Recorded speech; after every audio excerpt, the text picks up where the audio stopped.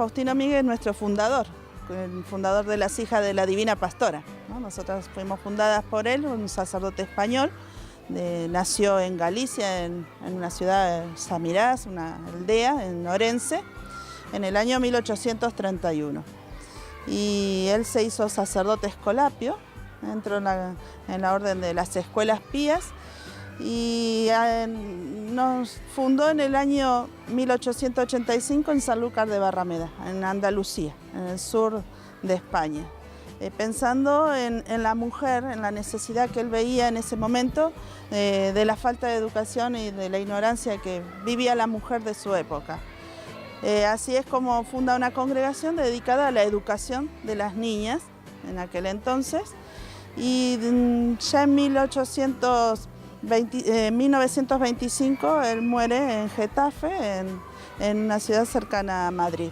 Tenía fama el padre por su dirección espiritual, el acompañamiento, ¿no? en su confesión y su tarea sacerdotal, a la que amaba, por supuesto, por vocación. Después, como maestro también se distinguió al ser sacerdote escolapio. Fue un gran maestro, hay muchos ejemplos de sus alumnos contando cómo él se dedicaba y con qué esmero en la educación de los alumnos.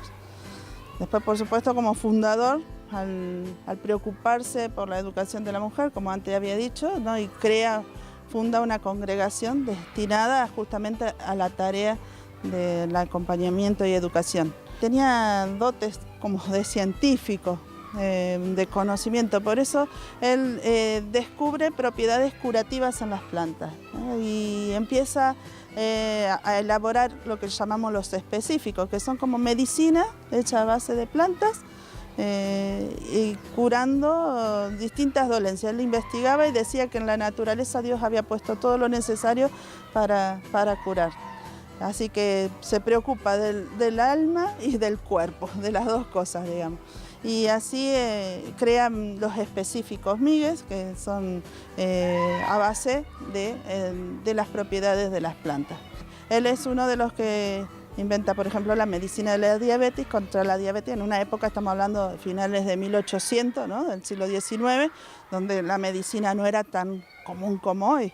Entonces, el hecho de que él inventara estas medicinas, además, él las daba, ¿no? Por supuesto recibía donaciones quizás a cambio, pero no era él lo que le preocupaba, sino darlo. Bueno, él se hizo famoso un poco por eso, ¿no?